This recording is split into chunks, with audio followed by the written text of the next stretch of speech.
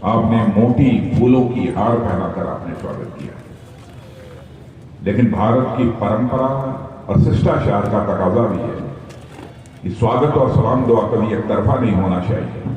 इसलिए मैं भी अपनी तरफ से शीश झुकाकर आप सभी बहनों भाइयों का हार्दिक अभिनंदन करता हूं, आप सभी का स्वागत करता हूं। आज यदि मैं आपके बीच आया हूं तो श्रीमती रीति पाठक के बहनों भाइयों, रीति पाठक ने 5 वर्षों तक इस क्षेत्र के सांसद के रूप में अपनी बहुत ही प्रभावी भूमिका में निर्वाह किया। मैं संसद में बहुत सारे सांसदों को देखता हूं जो अपनी भूमिका एक सांसद के रूप में निभानी चाहिए, वह निभाने के लिए प्रयत्न भी नहीं है। लेकिन आप सब भाग्यशाली हैं कि आप लोगों ने कैसे महिला को, विदुषी महिला को आपने अपना सांसद बनाया है, जो कि भारत की संसद में बहुत ही प्रभावी तरीके से शायद ही कोई ऐसा सत्र छूटा होगा जिसमें कि रीति पाठक ने खड़े होकर संसद में अपना विचार न व्यक्त किया।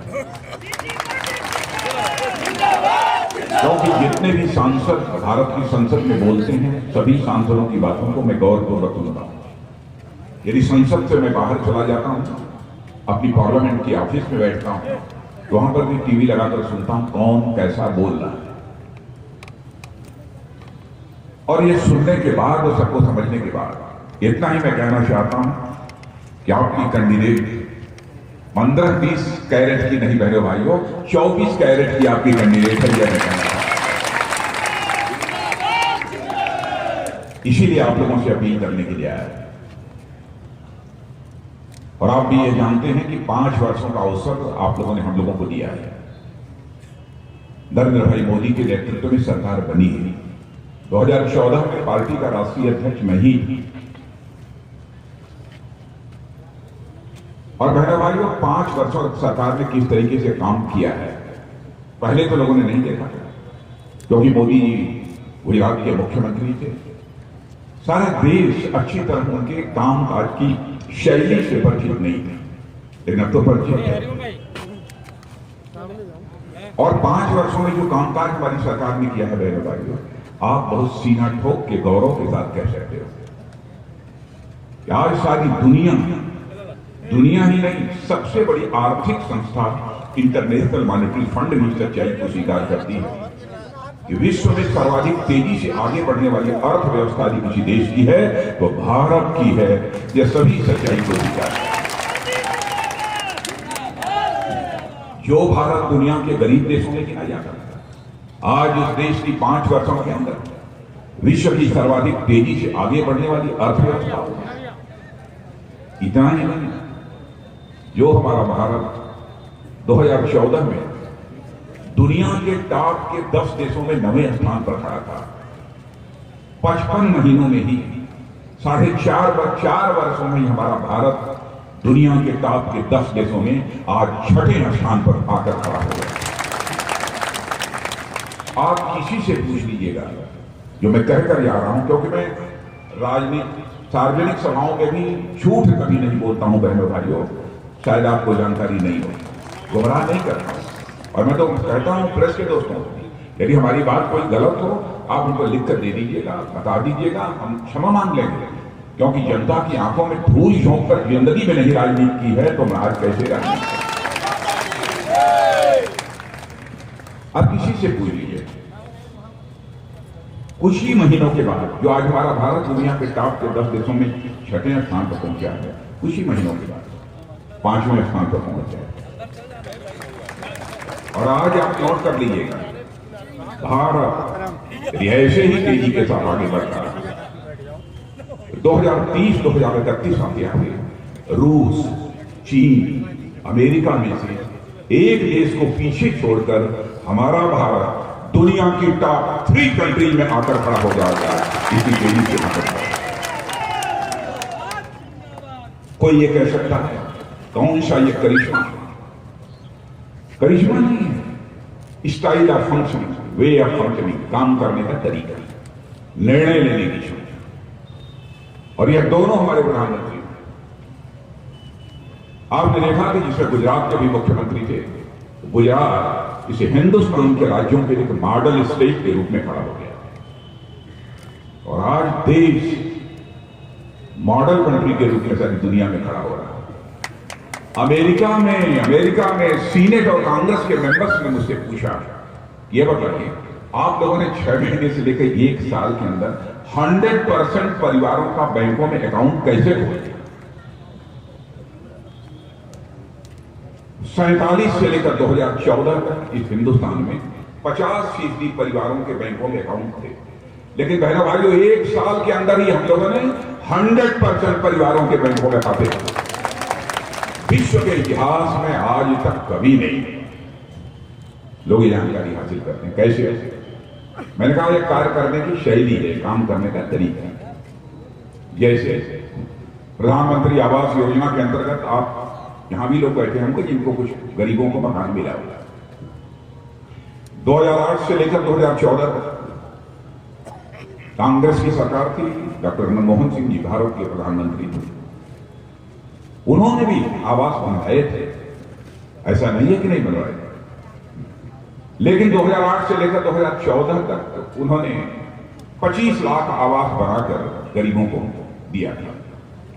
हर सरकार काम करती है, क्या कांग्रेस और बीजेपी हो, कोई अधिक करता है, कोई कम करता है। लेकिन जब मोदी जी भारत के प्रधानमंत्री बने तब से लेकर और ये हमारा 2018 समाप्त होते होते कहने वाली हो, आपको जानकर सुखद आश्चर्य होगा कि 4.5 वर्षों के अंदर ही हम लोगों ने 1,30,00,000 मकान बनाकर लोगों के हवाले कर दिए। ये काम करना है। नेशनल हाईवे बनाने का सवाल, अटल बिहारी वाजपेयी जी जब थे उसमें भूतल परिवहन मंत्री, सरफेस ट्रांसपोर्ट मिनिस्टर उनके साथ में था भारत सरकार। उस समय आपको सर्वाधिक तेजी के साथ सड़कों का निर्माण हुआ। इस सच्चाई को स्वीकार करेंगे। आज जो चौड़ी चौड़ी सड़कें हिंदुस्तान में दिखाई दे रही हैं, उनका श्रीगणेश करने वाला यदि कोई भारत माता का सपूत है तो उसका नाम है आदरणीय अटल बिहारी वाजपेयी। उन्हीं के साथ मैंने भूतल परिवहन मंत्री, सरफेस ट्रांसपोर्ट मिनिस्टर के रूप में काम किया। आज क्या कांग्रेस के शासनकाल में एक समय था कि 2-3 किलोमीटर सड़कें प्रतिदिन बनती, फिर बाद में बहुत तेजी आई तो 10 से लेकर 12 किलोमीटर सड़कें प्रतिदिन बनी। आज बहनों भाइयों, आज प्रतिदिन 32 किलोमीटर सड़कें भारत के अंदर नेशनल हाईवे की बनी। यह सब सारी मिसालें इसलिए मैंने आपके सामने रखी। भारत की अर्थव्यवस्था भी तेजी के साथ आगे बढ़ रही है। क्यों बढ़ रही है? अब इसमें किसी को कोई आपत्ति हो तो हमको बताए। यही कारण है। जैसे पंडित जवाहरलाल नेहरू, श्रीमती इंदिरा गांधी, राजीव गांधी और आज राहुल गांधी पार्टी के अध्यक्ष है। देखिए, मैं ये किसी के बारे में नहीं कहना चाहता, जितने प्रधानमंत्री हुए किसी ने काम नहीं किया, सबने कुछ न कुछ किया। पंडित जवाहरलाल नेहरू के प्रति हमारे मन में सम्मान है, सार्वजनिक रूप से कहने में मुझे कोई आपत्ति नहीं है।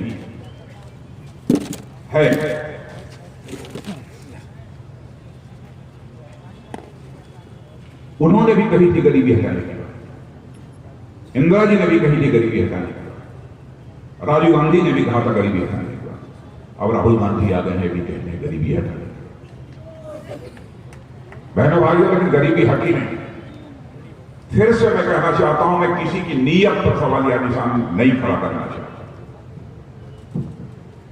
कहीं ना कहीं काम करने में दोष है। जो भी प्रधानमंत्री ने नहीं करी, लेकिन आज फिर से न्याय योजना लेकर वहां आपके बीच आए कि 72,000 रुपये हम हर गरीब को देंगे। बहनों भाइयों, प्रेस के लोगों ने पूछा कि बताओ कैसे देंगे, तो उन्होंने कहा 12,000 की आमदनी से जितना कम होगा उतना हम पूरा करेंगे, यानी 500 रुपया पूरा कम पड़ेगा तो 500 रुपया पूरा किया। हमारा ये कहना है कांग्रेस के लोगों से, जो बोलना है सच बोलकर राजनीति, आंखों में धूल झोंक कर राजनीति में, क्योंकि कल्याणकारी राजनीति यदि की जा सकती है तो केवल और केवल सच बोलकर ही कल्याणकारी राजनीति की जा सकती है, झूठ बोलकर बहनों भाइयों नहीं। लेकिन है बोल रहे गरीबी, अब आप कहेंगे कि आप कौन सा करिश्मा कर दिया, मैं ध्यानपूर्वक सुनिएगा, सहमत होइएगा तो वोट दीजिएगा, नहीं सहमत होइएगा तो मत दीजिएगा। मैं यहां चर्चा करना चाहता हूं अमेरिका के माने जाने थिंक टैंक, मैं अपनी बात नहीं कर रहा हूं, भारत की किसी एजेंसी की बात नहीं कर रहा हूं, भारत के मैं किसी एजेंसी की बात नहीं कर रहा हूं। अमेरिका का एक माना जाना थिंक टैंक है जिसका नाम है ब्रुकिंग इंस्टीट्यूट। उसने भारत में 2016 में सर्वे किया तो उसने यह बताया कि भारत में गंभीर गरीबी के संकट से गुजरने वालों की संख्या लगभग 12.5 करोड़। लेकिन जब 2019 में आकर उसने सर्वे किया तो उसने बताया पानी 2019 में जब सर्वे किया तो उसने कहा कि मैं तो आश्चर्यचकित हूं, 2016 में 12.5 करोड़ गंभीर गरीबी के संकट से गुजरने वालों की संख्या भारत में थी, और 2019 आते आते 7.5 करोड़ लोग उस संकट से बाहर हो गए, और भारत में गंभीर गरीबी के संकट से गुजरने वालों की संख्या केवल 5 करोड़ रह गई है।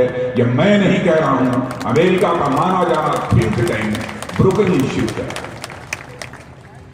अब आप कहेंगे कैसे दूर हो, वो भी सुनिए बहनों भाइयों, उनके समय 7 किलोमीटर 10 किलोमीटर 12 किलोमीटर रोज नेशनल हाईवे बनती है, हमारे यहाँ 32 किलोमीटर रोज बनती हैं। रोजगार के अवसर सृजित होते हैं कि नहीं होते, नंबर 1।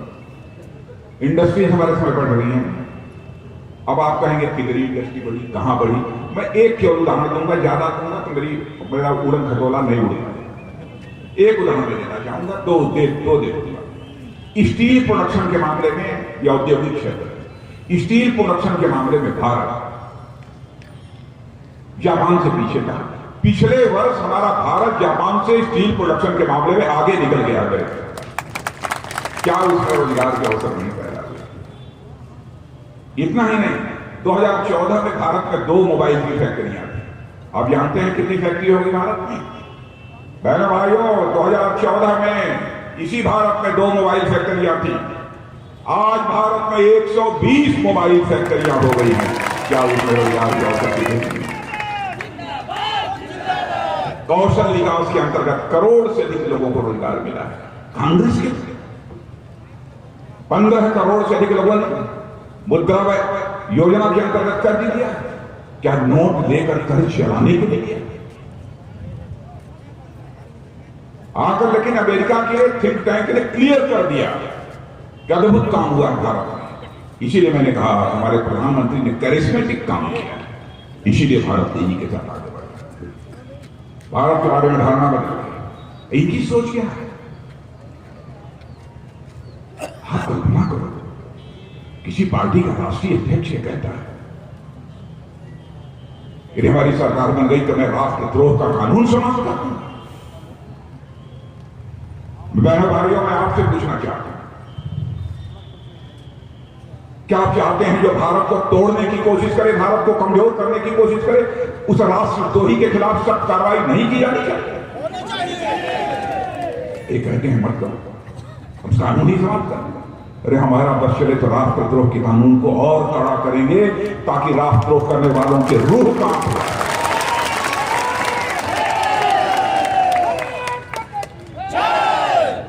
हो क्या गया? राजीव गांधी जी थे, वो भी हमारे प्रधानमंत्री बने हैं, मैं उनका भी सम्मान करता हूं। उन्होंने अपनी पीड़ा कही थी उसमें, उन्होंने कहा था मैं 100 पैसा ऊपर से भेजता हूं, नीचे पहुंचते पहुंचते 16 पैसा पहुंच पाता। यह कहा था राजीव गांधी। नियत में खोज नहीं था, मजबूरी थी, लाचार होकर उन्होंने कहा। देखिए हमारे प्रधानमंत्री ने क्या किया, DBT system, direct benefit transfer system लागू कर दिया। पहले आपने चाहे विधवा पेंशन हो, वृद्धावस्था पेंशन हो, बच्चों की स्कॉलरशिप हो, कोई सब्सिडी हो, सहायता हो, बिचौलियों के माध्यम से आपके पास आधी अधूरी पहुंचती है। अब direct benefit transfer system DBT के माध्यम से दिल्ली के बैंक से निकलती है और आपके सिंगरौली के बगल में जो आपका बैंक का खाता है, आपके गांव में, आपके खाते में पूरी की पूरी धनराशि पहुंच जाती है।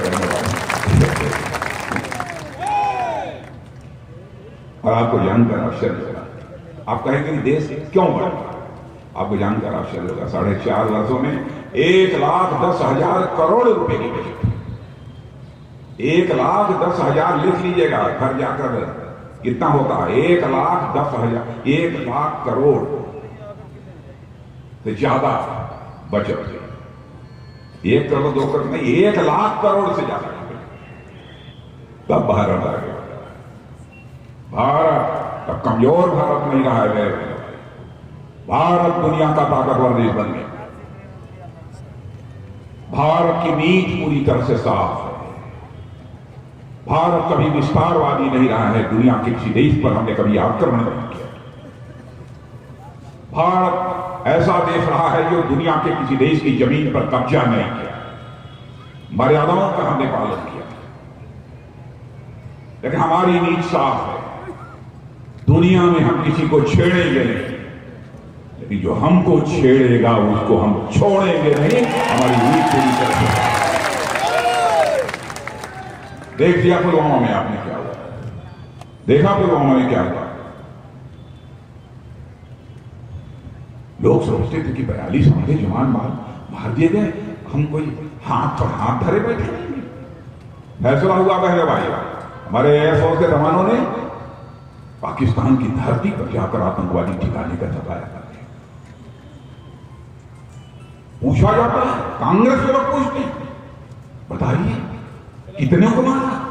मैंने भाइयों 2-4 रहे हो तो हम बतला देते, ये इतने सारे से कैसे बतला दे कितने?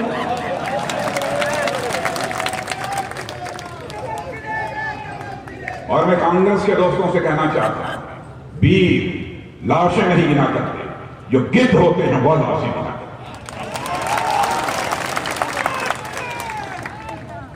सेना के जवानों के शौर्य और पराक्रम पर सवालिया निशान लगाने की कोशिश मत करो मेरे कांग्रेस के दोस्तों।